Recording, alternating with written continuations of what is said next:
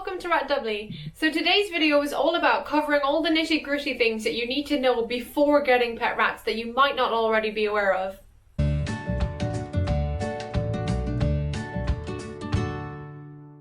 So the first thing to know is the bar spacing that you need on your rat's cage. You'll see lots of places online selling cages with a bar spacing of 1 inch.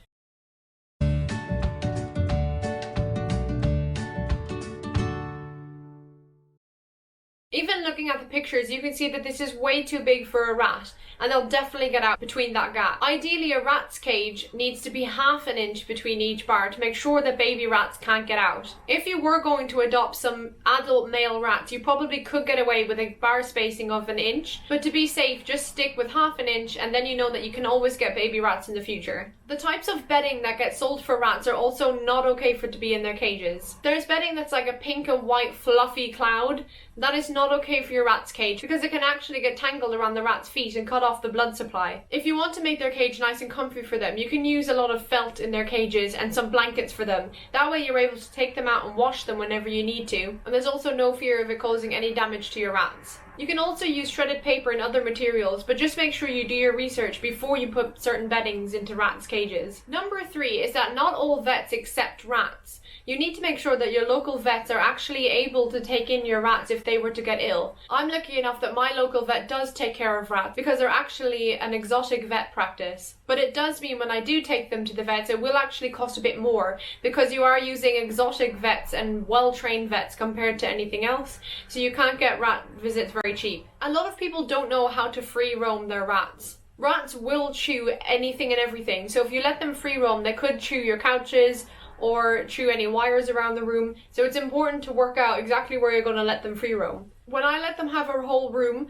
I normally put them in the hallway so I can close all the doors into the hallway so that they can't escape anywhere. I also unplug everything in the hallway so that there's no wires that they could chew and get harmed with. Even then, they still manage to try and bite my carpet and my skirting board, so I do need to keep an eye on them. It's really important if you are going to free roam your rats that you're going to do it in a room where you don't mind if anything does get damaged. Another option is to just get them a rat pen. I built a DIY rat pen for my rats. That way I could decide what size I needed it to be and how tall I needed it to be. And since then, free roaming them has not been as hard as it was before. Another thing is if you play with them during free roam, chances are that they probably will put holes in your clothes. So it's actually important to get yourself a specific rat outfit, doesn't matter what it is, but just something that you can easily put on every time you play with your rats that you don't mind them chewing. I bought a bonding hoodie, which means it's just got a really big fluffy pouch at the front so that my rats can hop in and bond with me while we play, and if they do chew that, I don't mind at all. The next thing that you should know is how to pick them up. You should always pick rats up with an open palm. Let them walk onto your hand. You shouldn't just reach for them with your hand and grab them from above, because to a rat that feels like a bird of prey is coming at them and it will really scare them, especially if they haven't gotten used to you yet. The best thing to do is just have an open palm and let the rat crawl onto your hand.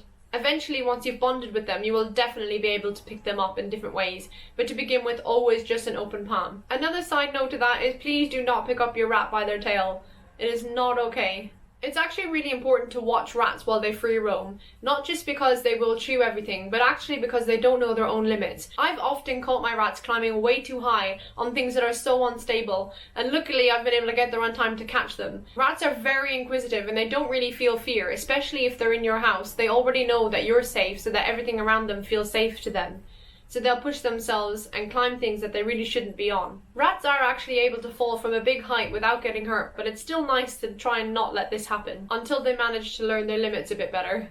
The next thing you need to know is how to clean your rats. The answer is not at all. You do not need to clean your rats. Don't wash them, don't bathe them, don't put soap on them.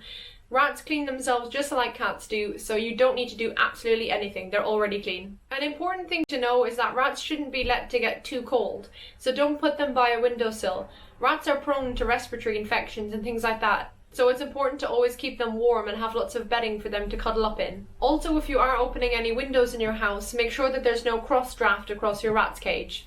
Rats also need a varied diet, so you should give them fruits and veggies and like dried pasta and all sorts of things. You can mix it in with some rat mix, and I also add in some rat pellets because rats can selective eat, which means they won't eat something that they don't enjoy, and they could be missing out on some nutrients. So it is important to put in rat pellets mixed in with a variety of food so that they do get all of the nutrients even if they do selectively feed. The next thing is that rats' teeth constantly grow. This is why they're always chewing on things. They need to find a way to grind their teeth down. It also goes nicely with the fact that I put in pellets in with my rat's food, because pellets are so strong that they will help grind the rat's teeth down. Another thing you can do is put a lava ledge in their cage. These lava ledges are quite rough and they are able to be chewed by rats.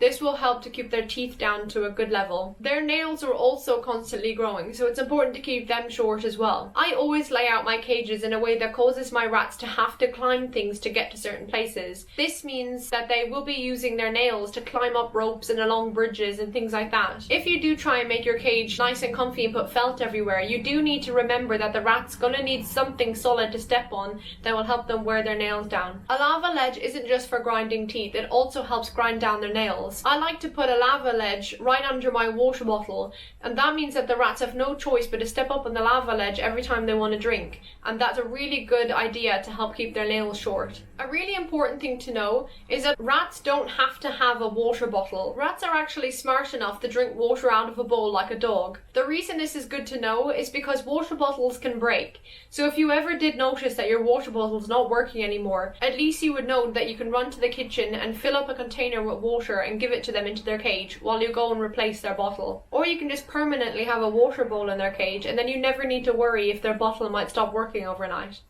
And the last thing to know that not many people ever mention, that rats do like to be at the top of their cages. So when you're setting up their cages, please make an effort to put their beds right at the top. I put all of my rats' huts at the top of the cage, and even though they're not as comfy, all the rats do sleep in the huts rather than sleeping in my hammock, which has 3 levels, which goes a lot lower in the cage. This just goes to show that rats would prefer to be higher up than comfy. Thank you so much for watching this video. I really hope you learned a couple of new things about rats that you didn't know before watching this.